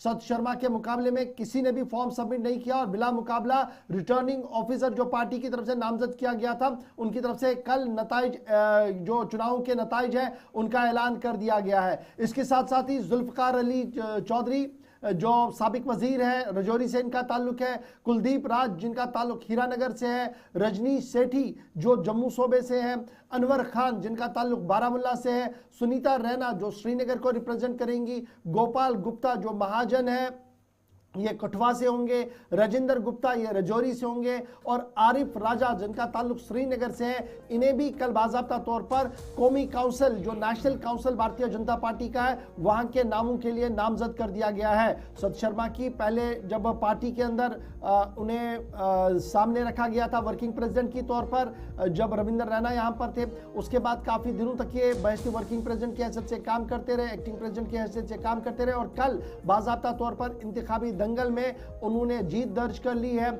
और सबसे कदावर नेता जो बीजेपी के थे वो कल इस मौके पर जम्मू के अंदर मौजूद रहे और इस तरीके से जो रिटर्निंग ऑफिसर थे जिन्हें बीजेपी की तरफ से अपॉइंट कर दिया गया था, फॉर्मर मेंबर पार्लियामेंट हरियाणा और पार्टी की आला क़यादत के जो सीनियर लीडर्स थे संजय बाटी और दीगर थे, उन्होंने बाज़ाब्ता तौर पर इलेक्शन को कंक्लूड करते हुए ये साफ कर दिया कि सत शर्मा बिला मुकाबला कामयाब हुए, जिसके बाद उन्होंने कल बाज़ाब्ता तौर पर अपना ओहदा संभाल लिया और आज से वो बस्ती सदर के हैसियत से बीजेपी के काम करेंगे जम्मू कश्मीर के अंदर। चलिए कॉलेज की तरफ चलते हैं, आप लोगों की बात सुनते हैं। मुख्तलिफ इलाकों से हमें लोग ज्वाइन करना शुरू हुए हैं और एक एक करके आप तमाम की बात सुनते हैं। टीवी की आवाज़ बंद कर लें जितने भी लोग बराह रास्त हमारे साथ कनेक्ट करना चाह रहे हैं। फर्स्ट कॉलर हमारे साथ हैं। हेलो हेलो हेलो अस्सलाम वालेकुम। जी वालेकुम अस्सलाम। गबर साहब ओतरी करो अर्ज खान कॉलेज छान पोरी ये बचन बनान नेरन अल्लाह ताला पे ये अगर मैं कह बचस वन सह कर मिसाल खस मे वन तुम खुदा सिंह पास तम मोल मोज त्राज म्यूनसिपलिटी वालन ओतरी कर 7 हून बचान बनान नबर नेरन कुरान शरीफ कसम ट्यूशन गसान पे बनान नेरन वन दादा पना पना अजी नालम ओतरी नाल मोत रोटमुत एक नफर ये बच्चा बिल्कुल सही है। ये मसले सिर्फ छानपुर योत अंदर के बल्कि तमाम सोब कशीर हिंदन मुख्तलिफ इलाकन अंदर यह खबर और यम साथ जमिस को नजर त्रावान यतन यह सूरत हाल, लेकिन मुकम्मल तौर पर नाकामी म्यूनसिपल कॉर्पोरेशन यम ये बार बार दाव करान सह नसबंदी करान और होन हूं तादाद दिमो न बढ़ने कह जहार हेकन यम दित कह तथ वजूहत वारिया लुक कोर्टन अंदर गमित वारिया कशिर तथ एनिमल एक्टिविस्ट यम पानस वनान तिमन यह कथ अथ कह जानवर नसा पज मारुन कह, लेट इट भी उनका व्यू पॉइंट सही भी हो सकता है, लेकिन अगर इन जानवरों की वजह से इंसानी जानों को खतरा पैदा होगा तो ये जिम्मेदारी कौन लेगा। मुझे अफसोस के साथ ये कहना पड़ रहा है कि म्यूनसिपल कॉर्पोरेशन न तो अदालत में अपने मौक़िफ़ को रख पाई सही से और ना ही वो अवामी तहफ़्फ़ुज़ को यकीनी बनाने में अभी तक कोई अमली कदम उठाने में कामयाब हुई है। बहुत अफसोस है मुझे इस चीज़ का। और इंटायर जम्मू कश्मीर की जब आप बात करेंगे तो आवारा कुत्ते जो सड़कों पर आपको है इनसे बचना बहुत ज़्यादा मुश्किल हो गया है। ऐसे लग रहा है कि शहर के अंदर इंसान कम और ये आवारा कुत्तों की भरमार बहुत ज़्यादा है। और गुज़श्ते दिनों हमने एक टीवी पर भी दिखाया था वो वायरल वीडियो जो लाल चौक श्रीनगर का था, किस तरीके से वो आदमी पोल पर चढ़ा हुआ था और अपने आप को बचाने की कोशिश कर रहा था। 5-8 कुत्ते सामने थे और अगर वो गाड़ी नहीं आती किसी की तो बेचारा शायद रात भर वहीं पर रुक पाता या फिर कुत्ते उसको काट फेंक देते कहीं। मुझे उम्मीद है कि हुकूमती इदारे एनिमल राइट एक्टिविस्ट की बात को भी सुने, लेकिन जो वसी आबादी को खतरा लाक है उसको आप नजात दिलाइए। आप जैसे भी हैं कैसे करें वो आपकी जिम्मेदारी है। आपकी प्लानिंग क्यों फेल हो रही है उसको लेकर एक वाइट पेपर आप जारी करें ताकि आवाम को भी पता लगे मसाइल और मुश्किलात कहाँ पर है। मुझे उम्मीद है कि न सिर्फ अर्बन ये जो अपने म्यूनसिपल कॉर्पोरेशन के जिम्मेदार हैं वो भी मुतहरिक होंगे, बल्कि इंतजामिया और जो सिविल गवर्नमेंट हमारी है वो भी ज़रा इस मसले को देखें और निकाले कोई हल। इस चीज़ का बहुत बड़ा मसला बन रहा है पूरे जम्मू कश्मीर के लिए। एक और कॉलर है जी हमारे साथ। हेलो अस्सलाम वालेकुम। जी वालेकुम अस्सलाम। गवर साहब तुझ ठीक पे ठीक अल्हम्दुलिल्लाह जी बड़ शुक्रिया चून वंदामा गांधरबल पे आबिद कुरैशी तह करो आबुक मसला हल, मगर वह करो ओतर मसला दपान ये फर्स्ट एड सेंटर कहें। आज ब्रो 3 रेत आव तुंद वसात आयो टीम योर तमो करे सर्वे कि मतलब दिमो तुम फर्स्ट एड सेंटर खुद एटलीस्ट 1 लेडी डॉक्टर 1 नर्स वगैरह, मगर वन तान तत पे गई 4 रेतन पे गोस 5-6 ऑफिसर दपान अभी नहीं मैं बासान वनी तुम रजौरी मसला हावान ये गाँव मत मुझे वुनकस कूत हालत गए खराब अगर ये प्रॉब्लम गि तथ कुछ पगह जिम्मेवार बिल्कुल सेहत शोबस अंदर किल्लत डॉक्टरन पैरामेडिकल स्टाफन अस्पतालन अंदर और लगातार ये मांग के नए नए सेंटर तक गसन खुल ज़रूरत अम चीज़ लेकिन मुझे उम्मीद है कि आपने एक बार फिर आवाज़ आज दी है और कॉन्स्टिट्यूंसी वज़ीर आला साहब की है। वज़ीर आला साहब तवज्जो दें जी, आपकी आवाम आपसे क्या फरियाद कर रही है और क्या कुछ कह रही है। एक और कॉलर हमारे साथ। हेलो, अस्सलाम वालेकुम जी। वालेकुम अस्सलाम रहमतुल्लाह। जनाब मैं शबीर अहमद 90 फीट मलबाग से अर्ज कर रहा हूँ। जी शबीर साहब बताएं। मेरी गुजारिश है कि यहाँ इस वक्त वो पोलिंग कर रहे हैं, जो पीडीडी वाले हैं वो पोल लगा रहे हैं पूरे मलबाग से नसीम बाग तक जी, लेकिन पहले जो पोल लगे हुए हैं वो बरसों से लगे हुए हैं और वो हजारों की तादाद में है और कुछ तो बीच रास्ते में है। रास्ते में जो गाड़ियां चलती है रात को बेशतर देखा गया है कि बहुत सारे एक्सीडेंट भी वहाँ हुए हैं। लेकिन आप देख सकते हैं कि पूरा उन्होंने एनक्रोचमेंट एक तरफ से किया हुआ है कि जो नए पोल लग रहे हैं और सैकड़ों की तादाद में लग रहे हैं। प्लीज आप पीडीडी वालों से जरा कहिए कि ठीक है अगर आप नए लगा रहे हैं लेकिन पुराने तो आप रिमूव करिए जिन पे तारे भी नहीं लगी हुई है, जो अब जरूरत भी नहीं है, जिनका कोई काम ही नहीं है और कुछ सारे बूसीदा हो गए हैं, बरसों से वो पड़े हैं ऐसे ही। चलिए बहुत शुक्रिया। केबीडीसीएल के जिम्मेदार ज़रूर उन तक की आवाज़ पहुंचेगी कि जनाब नए पोल लगाने के लिए बहुत शुक्रिया, नई तारी बिछाने के लिए बहुत शुक्रिया, लेकिन ये जो बोसीदा खंबे आज हमारे पास हैं स्पेशली 90 फीट सोवरा के आसपास, ये पूरा कैंपेन इस वक्त चल रहा है, इनको हटाने का भी काम करें ताकि रास्ते भी खुल सके और सही तरीके से काम भी हो पाए। बहुत शुक्रिया भाई इस कॉल के लिए। एक और कॉलर हमारे साथ है जी। हेलो हेलो जी। अस्सलाम वालेकुम। वालेकुम अस्सलाम वरहमतुल्लाह जी। जनाब अर्ज अहन ब्रोट हजस ना गसान आम लूक तिमन सब्सिडी सो सब्सिडी कर खत्म। उमर अब्दुल्ला गुजारिश कर कर खत्म। यह गरीब गुरबा आज ओतम चीर तवह चीर कहें बराबर मसले आज सीट वारिया तो चीर तव नश जरूरत लुको फार्मी बन मे बसा पोसे तिम प्रॉब्लम अगर हर अगर यात्रा खिलाफ बना कि अगर यात्रा खतर हर एक फैसिलिटी थवान मुसलमान क्या बह वन चीज चूंकि यह शरई मामल तह पे मुफ्ती सबस रब्त कर कि यह सब्सिडी हजस पे रटन जायज़। योता माने इल्मुक ताल्लुक योता मे अत पे रिसर्च कोर्मुत इदार हुकूमती इदार अगर सब्सिडी दी शायद छन अस पे सो जायज़ कह तुम करो अक लट मुफ्ती सबस रब्त अगर सह तुम अत इजाजत दी आन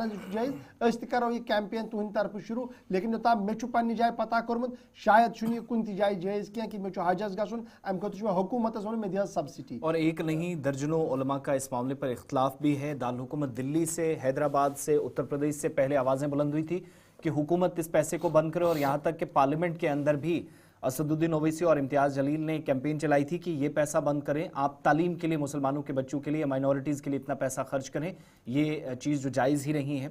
तो शायद इसलिए मैंने भी यही कहा कि शायद ये मेरी नज़र में भी नहीं है, बाकी तो ये मुफ्ती साहब से भी रब्ता करें, अगर कहीं फतवा आता है तो हम भी इस पर काम करेंगे। एक और कॉलर है जी हमारे साथ। हेलो और साहब, हमने सैंड माफिया जो है यहाँ पे देखा या माइनिंग माफिया देखा, एजुकेशन माफिया पे हमने कभी बात नहीं की। मतलब मीडिया ने तो बात की लेकिन मैं एक्टिविस्ट की, सिविल सोसाइटी की बात कर रहा हूँ, उस पर किसी ने बात नहीं की।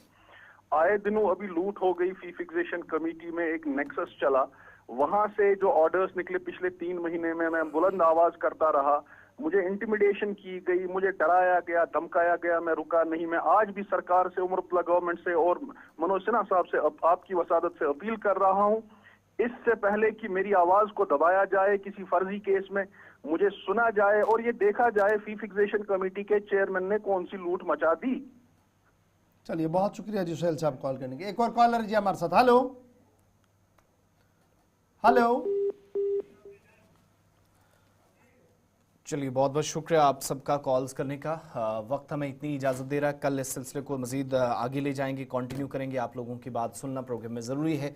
योम जमहूरिया की तकरीबात भी हैं। दिल्ली, श्रीनगर और जम्मू की बराह रास्त नशरियात आप तक पहुँचेंगी। वज़ीर आला, लेफ्टिनेंट गवर्नर और वज़ीर आज़म, यानी सारी जगहों से पूरा कवर करना है, तो शायद आपकी बात ना सुन पाएँ, लेकिन ये सिलसिला हम रोकेंगे नहीं। आपकी बात सुनने का ये जो हमने एक प्रोसेस रखा है ये जारी रहेगा। चलते चलते ज़रा अपडेट भी देते चले मुख्तलिफ इलाकों का। जो रात का दर्जा हरारत था वो आपके सामने।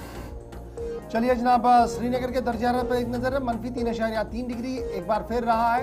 -2.5 काजीगुंड, कुपवारा -4.0 डिग्री सेल्सियस, पहलगाम -7.0 और गांधरबल में -2.9 डिग्री सेल्सियस रिकॉर्ड किया गया। इसी तरीके से बांडीपोरा में -3.7, बारामूला -2.2, पुलवामा -4.3, बड़गाम -4.2 और शुपियां के अंदर भी -4.7, यानी कुल मिलाकर रात का दर्जा हरारत जो है वो मनफी ही एक बार फिर देखने को मिला। जम्मू सुबह आते हुए 6.1 डिग्री रात का दर्जा हरारत रिकॉर्ड किया गया। सामा के अंदर 2.4, डोडा 11.0 डिग्री, रामबन 17.0 डिग्री और किश्तवाड़ के अंदर 4.2 डिग्री सेल्सियस रात का दर्जा हरारत जम्मू सूबे के अंदर रिकॉर्ड किया गया है। उधमपुर आएंगे तो 3.6 डिग्री सेल्सियस रिकॉर्ड किया गया। पुंछ के अंदर 3.6 डिग्री सेल्सियस रिकॉर्ड किया गया। और लद्दाख की सूरत हाल ये कि लद्दाख के अंदर सर्दी मुसलसल है, -11.8 यानी -11.8 डिग्री सेल्सियस करगिल के अंदर, लेह के अंदर -11.8 और द्रास सबसे सरतरीन इलाका जहां पर दर्जा हरारत -22.4 डिग्री सेल्सियस रिकॉर्ड किया गया है। तो जनाब ये तो था वेदर अपडेट। हमें देंगे आप इजाजत इस उम्मीद के साथ कि कल यौम जमहूरिया की तकरीबात पर हम आपके सामने फिर आएंगे। फिलहाल हमें दे इजाजत। गुलिस्तान न्यूज़ के साथ बने रहिएगा। अल्लाह हमी व नासिर।